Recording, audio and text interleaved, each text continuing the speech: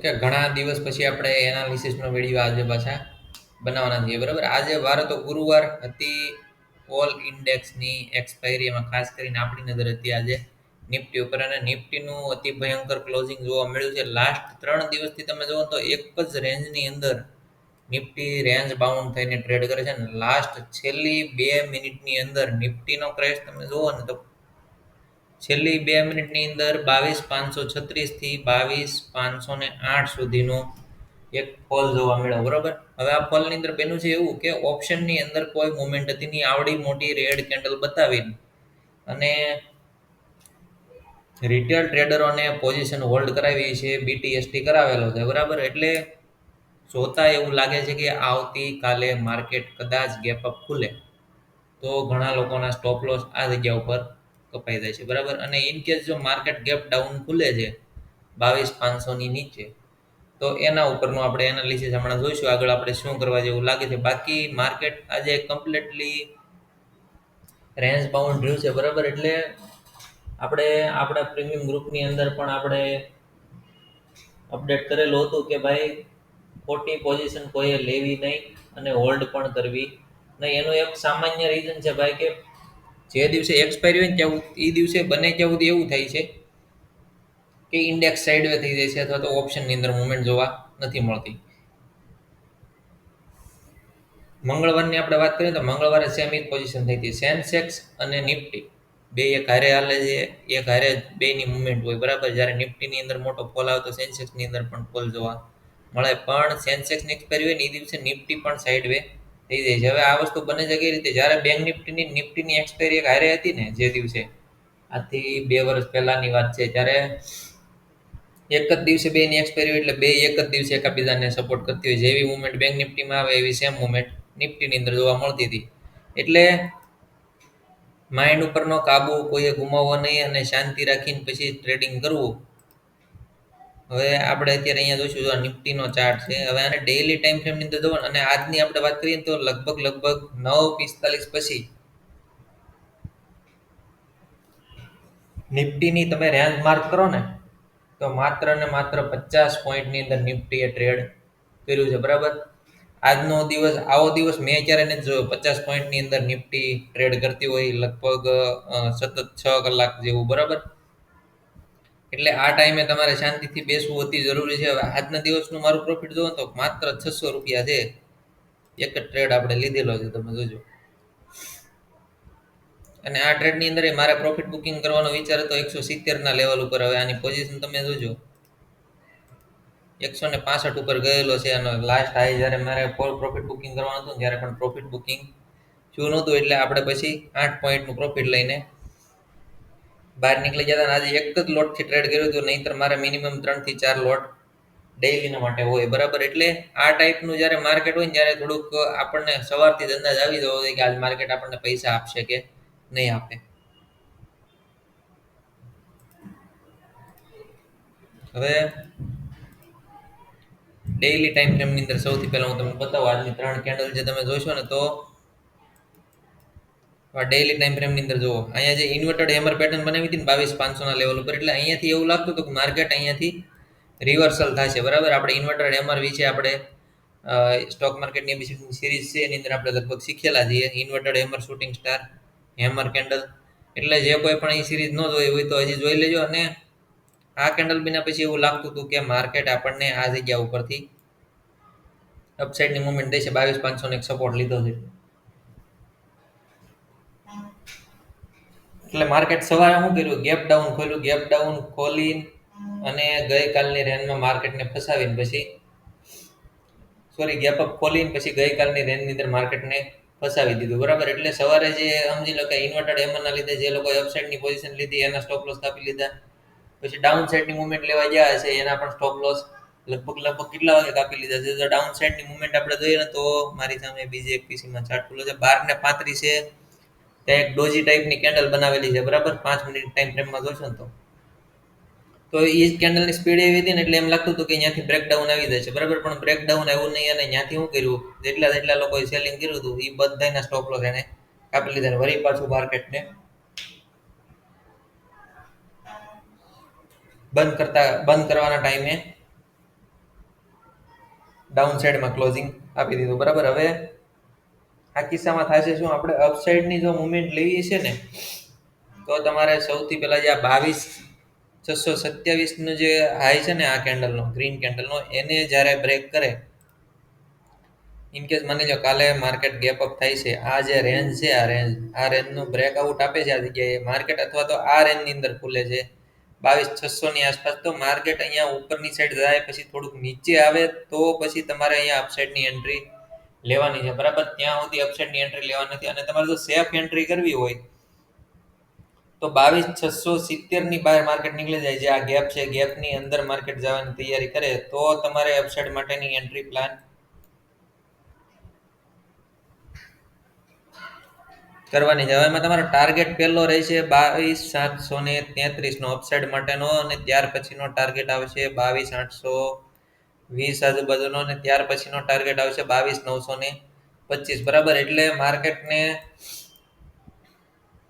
ઉપર જવા માટે હવે લોઢાના છેડા થવાના છે, કેમ કે પોઝિશન જોતા એવું નથી લાગતું કે માર્કેટ અપસાઇડ માટે તમને એન્ટ્રી પ્લાન કરાવે, કેમ કે બહુ મોટો ફોલ અમે અહીંયાથી એક્સપેક્ટ કરીએ છીએ. આની પહેલા આપણે એક વિડીયોની અંદર વાત કરી હતી કે અમને આની અંદર પહેલો ટાર્ગેટ જો ડાઉન સાઈડ માટે માર્કેટ નીકળશે ને, તો સૌથી પહેલો ટાર્ગેટ તમને અહીંયા સુધીનો જોવા મળશે, જે આ 4 જૂનનો લો છે ને, આપણે મોદી સાહેબ જ્યારે સત્તામાં આવ્યા હતા, ગઠબંધન વાળી સરકાર બનાવીને ત્યારનો લો છે. ત્યાર પછીની વાત કરું તો માર્કેટ આ જે ગેપ છે ને, આ ગેપ ફિલ કરવા આવે એવી શક્યતા 100% લાગે છે. 20,200 થી 20,400 નું જે લેવલ છે ને,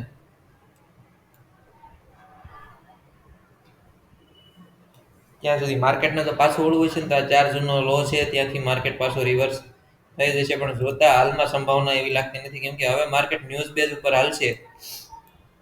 થોડા કહેવાય તો માર્કેટની અંદર નેગેટિવ ન્યૂઝ તમને જોવા મળે એટલે માર્કેટની અંદર મોટો ફોલ પોસિબલ છે. બરાબર, એટલે એ એક વસ્તુનું ધ્યાન રાખવું. અને બીજા નંબરમાં ડાઉન સાઈડ માટે આપણે 22,500 નું એક ક્રુશિયલ લેવલ છે, એ લેવલનું ધ્યાન રાખવું. એ લેવલને તોડતા તમને મીઠા મીઠા ડાઉન સાઈડના લેવલ જોવા મળશે, જેમાં સારો એવો પ્રોફિટ તમે બુકિંગ કરી શકશો. લેવલ ડાઉન સાઈડના કોઈ દી લગભગ કહેવાના ન હોય, કેમ કે માર્કેટની અંદર જ્યારે ફોલ આવવાનું શરૂ થાય, ડાઉન સાઈડની મુવમેન્ટ આવવાની શરૂ થાય ને, એટલે બહુ મોટા મોટા ઝટકા સાથે પ્રીમિયમ મૂવ કરે છે. બરાબર, બેંક નિફ્ટીની હવે વાત કરીએ આપણે. બેંક નિફ્ટીની અંદર તમે જોઈશો ને, તો સવારની આપણે વાત કરીએ તો ડાઉન સાઈડમાં જો બેંક નિફ્ટીમાં નિફ્ટીના મુકાબલે બંધ થવા ટાઈમે છે ને ભાઈ, સારી એવી મુવમેન્ટ એની અંદર જોવા મળી હતી. પણ ઓપ્શનની અંદર તમે જોવો ને, તો એક મોટી સ્પાઇક જોવા મળી છે. તમારે જોવું હોય તો આજના દિવસે જોઈ લેજો. 49 નો ફૂટ છે ને, એ 250 સ્વિંગના બ્રેકઆઉટ પછી સીધી જ એક અપસાઇડની મુવમેન્ટ આપી છે. લગભગ ગણતરીની સેકન્ડની અંદર લોકોએ પ્રોફિટ બુકિંગ કર્યું હોય તો ઠીક છે, બાકી જય સિયારામ. આપણે ઓપ્શન ખોલી લઈએ હમણાં ઓપ્શન. હું તો સમજી લો ને કે છેલ્લી અડધી કલાકની અંદર ટ્રેડિંગ નથી કરતો, કેમ કે આવી સ્પાઇકલી મુવમેન્ટ આપણને જોવા મળે. એટલે હવે જો તમે એની હું બતાવું, 1 મિનિટની ટાઈમ ફ્રેમ કરી નાખીએ, એટલે આપણે લગભગ આવી જ્યારે કેન્ડલ બનતી હોય ત્યારે મોસ્ટ ઓફલી લોકો શું થાય, લાલચમાં રહે કે ભાઈ હજી હાલશે હજી હાલશે. પણ છેલ્લે પછી શું થાય, જો અહીંયાથી જેણે એન્ટ્રી લીધી છે 255 આસપાસથી, એને 380 સુધીનો ટાર્ગેટ જોવા મળ્યો છે. ભાઈ સીધી જ માર્કેટની અંદર કેન્ડલ આ એક જ ઝટકે નીચે આવેલી છે, એટલે આ રેન્જ ઉપર તમને 20 થી 30 પોઈન્ટનું પ્રોફિટ આપ્યું છે. બતાવ્યું છે તમને 125 પોઈન્ટ આજુબાજુનું પ્રોફિટ, પણ તમને હાથમાં કેટલું આપ્યું, 20 થી 30 પોઈન્ટ. એટલે આવી વસ્તુ છેલ્લે જ્યારે માર્કેટની અંદર જોવા મળે છે, તો છેલ્લી અડધી કલાકનું ટ્રેડિંગ બને ત્યાં સુધી અવોઇડ કરી દેવું. એટલે બેંક નિફ્ટીનો આ ટાઈપનો ચાર્ટ જોઈને ઘણા લોકોને એવું થતું હોય કે આપણે એન્ટ્રી લીધી હોત તો સારું હતું, પણ એ વસ્તુ પોસિબલ જ નથી મિત્ર માર્કેટની અંદર. અને અહીંયા તમે જુઓ ને, તો આપણી હકીકતમાં આમાં એન્ટ્રી ક્યાં બને ખબર, એક એન્ટ્રી અહીંયાથી બનતી હતી. બરાબર, પણ ઇન કેસ તમે જો આ એન્ટ્રી ચૂકી ગયા હોય, તો બીજી એન્ટ્રી તમે અહીંયાથી લો 310 થી, તો એ તમારે ફટાફટ સ્કેલ્પિંગ કરીને બહાર માર્કેટમાંથી નીકળવું પડે.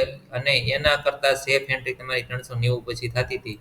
તો 390 પછી સેફ એન્ટ્રી શું કામ થાય કે આ ટ્રેન્ડ લાઈન જ્યારે બ્રેકડાઉન થઈ,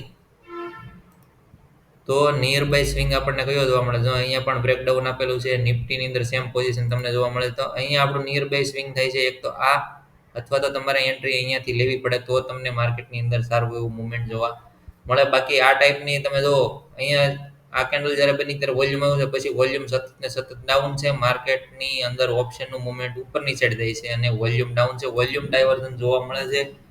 વોલ્યુમ ડાયવર્ઝન ઉપર આપણે એબીસીડીની સિરીઝ ઉપર ફૂલ એનાલિસિસ કરીને વિડીયો બનાવવાનો છે.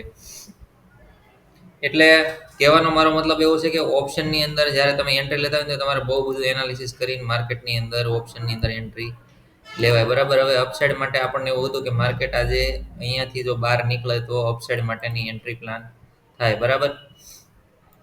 પણ એવી કોઈ આપણને મુવમેન્ટ આજ માર્કેટની અંદર જોવા ન મળી. એટલે ડાઉન સાઈડ માટે માર્કેટની અંદર જો તમે બેંક નિફ્ટીની અંદર નીકળવા માંગતા હોય તો બેંક નિફ્ટીની અંદર તમે જુઓ તો સૌથી પહેલા માની લો કે માર્કેટ કાલ ગેપ ડાઉન ઓપન થાય છે.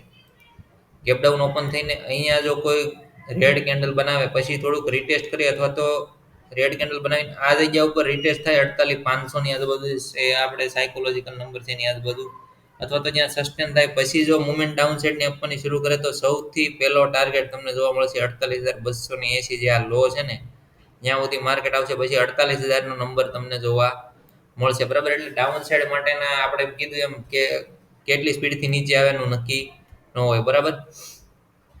અપસાઇડ માટેનો આપણે વિચારીએ ને તો જે આ ટ્રેન્ડ લાઈન આવે છે ટ્રેન્ડ લાઈનનું બ્રેકઆઉટ આવે બ્રેકઆઉટ આવ્યા પછી અહીંયા રિટેસ્ટ થાય છે માર્કેટ. તો રિટેસ્ટ થયા પછી સૌથી પહેલો ટાર્ગેટ તમને જોવા મળશે 49,069. પણ માર્કેટ જો આની આ રેન્જની અંદર ખુલે તો ખાસ સાવધાની રાખવી. આજની જેવું માર્કેટ તમને આવતીકાલે જોવા મળી શકે. બરાબર. અને આ રેન્જને બ્રેક કર્યા પછી 49,000 નું લેવલ બ્રેક થાય ને પછી સૌથી પહેલો ટાર્ગેટ તમને 49,400 ને પછી 49,500 ને 1 સુધીનું લેવલ જોવા મળે. પણ પોસિબિલિટી એવી નથી કે અપસાઇડના લેવલ તમને હાલમાં જોવા મળે. એટલે ટ્રેન્ડ લાઇનને ફોલો કરવાની છે. કોઈ પણ ઇન્ડિકેટરનો યુઝ કરવાનો નથી.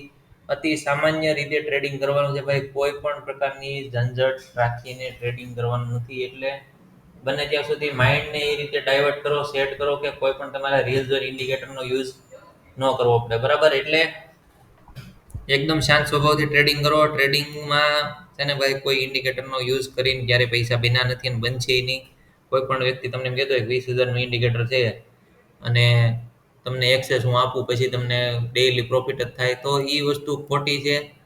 અમે આ વસ્તુમાં બહુ બધો ટાઈમ પહેલાં ફસાઈ ગયેલા છીએ કે ભાઈ ઇન્ડિકેટરનો યુઝ કરવાથી આ થાય તે થાય, ઓપ્શન ચેનનો યુઝ કરવાથી આ થાય તે થાય. એ વસ્તુ ક્યારેય માર્કેટની અંદર બની નથી અને બનવાની નથી. ઓપ્શન ચેનના ડેટા હંમેશને માટે ઓપ્શન સેલરના ડેટા હોય, ઓપ્શન બાયરના ડેટા નથી. એટલે જે કોઈ પણ વ્યક્તિ ઓપ્શન ચેન જોઈ જોઈને ટ્રેડિંગ કરતા હોય ને એને આ ઓપ્શન ચેન જોવાથી તમને ખબર પડે કઈ બાજુ પોઝિશન વધારે લોકોએ સેલ કરેલી છે. એટલે એના આધારે તમે કદાચ હાલો તમને ઓપ્શન ચેન મગજની અંદર બેસી ગઈ હોય તોય તમે એ ટાઈપની પોઝિશન તમે જો લેતા હોય તો કોઈ વાંધો નથી તમારી સ્ટ્રેટેજી પ્રમાણે. પણ માર્કેટની અંદર હજારો સ્ટ્રેટેજી છે એટલે વારે વારે સ્ટ્રેટેજીને બદલવાની કોશિશ કરવી નહીં. બરાબર. સિંગલ સ્ટ્રેટેજી ઉપર આપણે ટ્રેડિંગ કરવાનું ટ્રાય કરવાની.